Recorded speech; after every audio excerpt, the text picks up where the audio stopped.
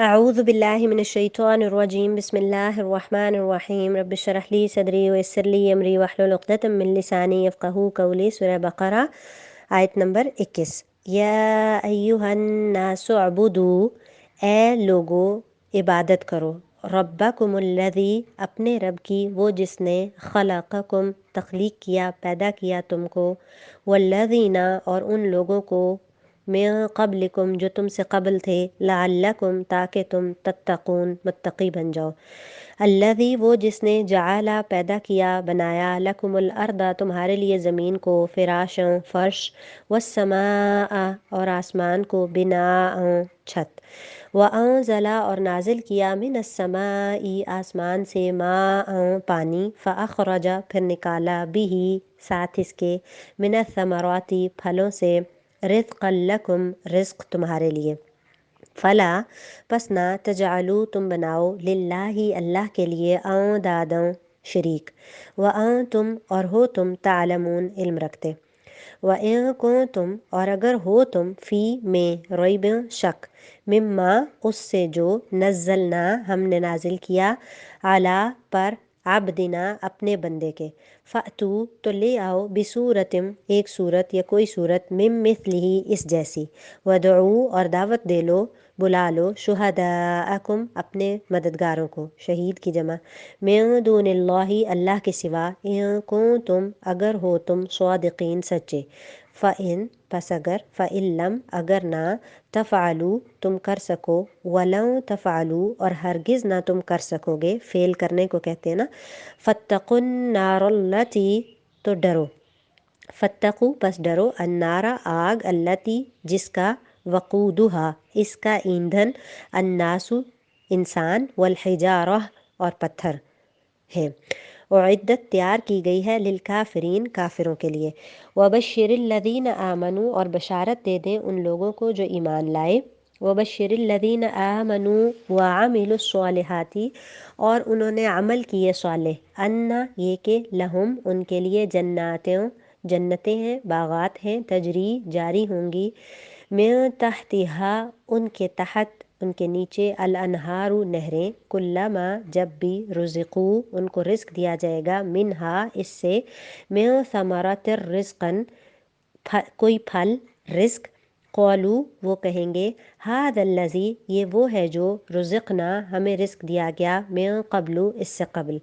وہ اتو اور انہیں دیا جائے گا بھی ساتھ اس کے متشابہ ملتا جلتا ولہم اور ان کے لیے فیہا اس میں ازواجوں جوڑے ہوں گے اسپاؤس ہوں گے بیویاں ہوں گی مطہرتم پاکیزہ وہم اور وہ فیہا اس میں خالدون ہمیشہ رہیں گے آیت نمبر 21 میں فرمایا گیا کہ اے لوگو اپنے اس رب کی عبادت کرو جس نے تمہیں اور تم سے پہلے کے لوگوں کو پیدا کیا یہی تمہارا بچاؤ ہے تو ہدایت اور ضلالت گمراہی کے اعتبار سے انسانوں کے تین گروہوں کا پہلے ذکر کیا گیا پہلے متقین کا پھر کافروں کا پھر منافقوں کا اب یہاں اللہ تعالیٰ کی وحدانیت اور اس کی عبادت کی دعوت دی جا رہی ہے کہ جب تمہارا اور ساری کائنات کا خالق اللہ ہے تمہاری ضرورتوں کا بھی وہی مہیا کرنے والا ہے اسے چھوڑ کر پھر دوسروں کی عبادت کیوں کرتے ہو دوسروں کو اس کا شریک کیوں بناتے ہو اس کے برابر کیوں لا کھڑا کرتے ہو اگر عذاب سے بچنا چاہتے ہو تو اللہ کو واحد مانو اسی کی عبادت کرو اور جانتے بوجھتے شرک میں مبتلا نہ ہو تو بتایا جا رہا ہے کہ تم خود سے خود نہیں بن گئے جس نے بنایا ہے جس نے یہ سب کچھ دیا ہے کیا اس کو نہیں پہچانو گے اس کا شکر نہیں کرو گے اور یہ سب کیوں بتایا جا رہا ہے تاکہ تم متقی بنو تمہارا اپنا ہی فائدہ ہے تاکہ تم بچ جاؤ ناکامی سے پریشانی سے بھٹکنے سے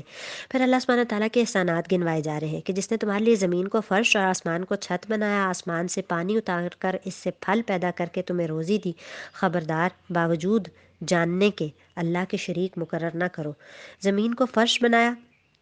جیسے بستر پر چادر بچھا کر کوئی آرام کرتا ہے تو اس کو فراش کہتے ہیں نا فراش کہتے ہیں تو زمین آگ سے بھری ہوئی ہے پھر بھی بستر کی طرح بچھی ہوئی ہے آسمان کو چھت بنایا گھر کا تصور دیا جا رہا ہے کہ تم اس میں امن سے رہ رہے ہو زمین پر تو کس نے یہ سب کچھ کیا پھر تمہارے رزق کا سامان کیا گھر ہو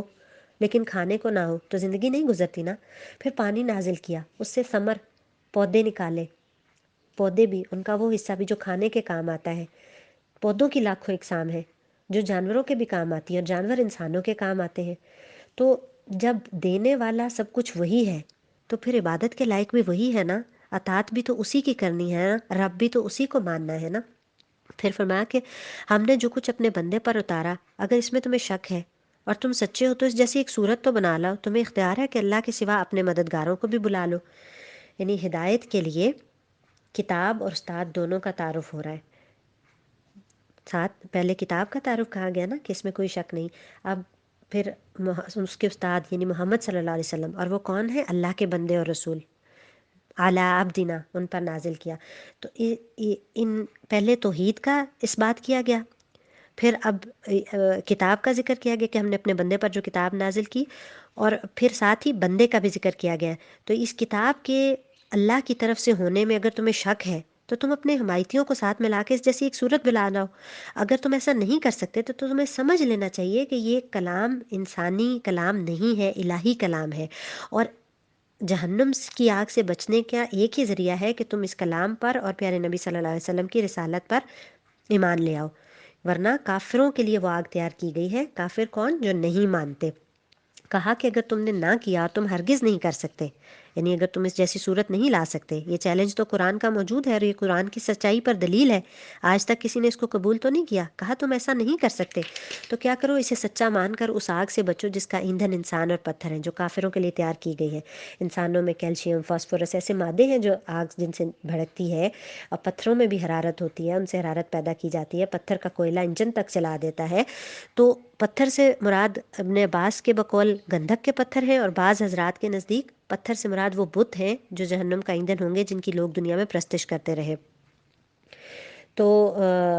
یہ جہنم جو ہے نہ ماننے والوں کے لیے یعنی کافروں کے لیے تیار کر دی گئی ہے۔ یہ کوئی مثال نہیں ہے، کوئی مثالی چیز نہیں ہے جنت اور جہنم، یہ حقیقتیں ہیں جن کو اللہ سبحانہ تعالیٰ نے لوگوں کے لیے تیار کر رکھا ہے۔ آگے کہا اور ایمان والوں اور نیک عمل کرنے والوں کو ان جنتوں کی خوشخبریاں دے دو جن کے نیچے نہریں بہہ رہی ہیں، جب کبھی وہ پھلوں کا رزق دیے جائیں گے اور ہم شکل لائے جائیں گے تو کہیں گے یہ وہی ہے جو ہم کو اس سے پہلے دیا گیا تھا، اور ان کے لیے بیویاں ہیں صاف ستھری، اور ان جنتوں میں ہمیشہ وہ لوگ رہنے والے ہیں۔ یہاں کہا کہ جو ایمان لائے اور عمل صالح کرے، قرآن میں ہر جگہ ایمان کے ساتھ عمل صالح کا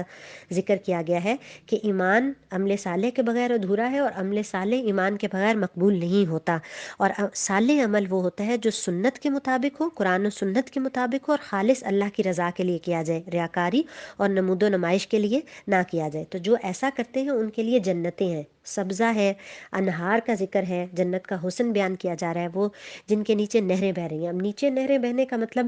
اصل حقیقت تو اللہ سبحانہ وتعالیٰ ہی جانتا ہے، لیکن سننے میں یوں محسوس ہوتا ہے جیسے رہائش کی جگہ کہیں اوپر اور وہاں نیچے پانی آبشاروں کی شکل میں بہتا نظر آئے گا، یا فرش کے نیچے پانی نظر آئے جیسے ملکہ بلقیس نے دیکھا تھا، واللہ عالم۔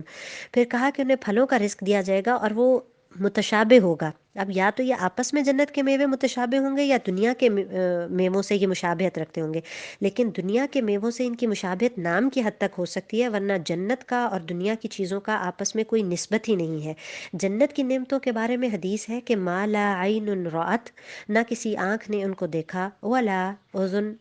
سمعت، نہ کسی کان نے ان کے بارے میں سنا، ولا خطر علی قلب بشر، نہ کسی انسان کے دل میں ان کا گمان بھی گزرا۔ یعنی ہم امیجن بھی کرنا چاہیں تو ہم اس کو امیجن نہیں کر سکتے، لیکن جنت کی جو ہمیں ترغیب دلائی گئی ہے، شوق دلایا گیا ہے، ٹیمپٹیشن دی گئی ہے، وہ ان چیزوں کا ذکر کر کے دی گئی ہے جو ہمارے لیے مانوس ہوں، کیونکہ اگر نامانوس چیزوں سے تعارف کروایا جاتا تو ہمیں تو جنت کا شوق ہی نہ آتا، کیونکہ ہم ان چیزوں کو جانتے ہی نہیں۔ اور اگر اسی طرح جہنم کی جو چیزوں جن سے ہمیں ڈرایا گیا ہے وہ ہیں جن سے ہم دنیا میں ڈرتے ہیں، ان کا نام لے کر ان سے ملتی جلتی چیزوں سے، کیونکہ اگر ایسی چیزوں سے ڈرایا جاتا جن کا پتہ ہی نہیں تو ہمیں ڈر ہی نہ لگتا۔ تو یہ مشابہت ہوگی، لیکن اصل جو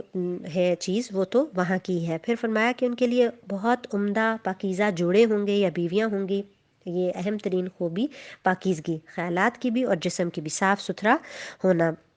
پھر کہا کہ وہ ان جنتوں میں ہمیشہ رہنے والے ہیں، اہل جنت ہمیشہ وہاں رہیں گے اور اہل جہنم بھی ہمیشہ وہاں رہیں گے۔ حدیث کے مطابق جنت اور جہنم میں جانے کے بعد ایک فرشتہ اعلان کرے گا کہ اے جہنمیوں اب موت نہیں، اور اے جنتیوں اب موت نہیں، جو فریق جس حالت میں ہے اسی حالت میں ہمیشہ رہے گا۔ تو دنیا میں ہم نے دیکھا کہ بہت خوبصورت جگہیں بھی ہوتی ہیں، لیکن کچھ عرصہ رہنے سے وہاں سے بھی دل اکتا جاتا ہے۔ بعض اوقات جگہ اچھی ہوتی ہے تو کھانا اچھا نہیں ہوتا، کھانا اچھا ہوتا ہے تو کمپنی اچھی نہیں ہوتی، سب کچھ بھی اچھا ہو تو ہمیشگی نہیں ہوتی، سب کچھ عارضی ہوتا ہے، لیکن جنت میں جو نعمت ملے گی وہ ہمیشہ ہمیشہ کے لیے ہوگی۔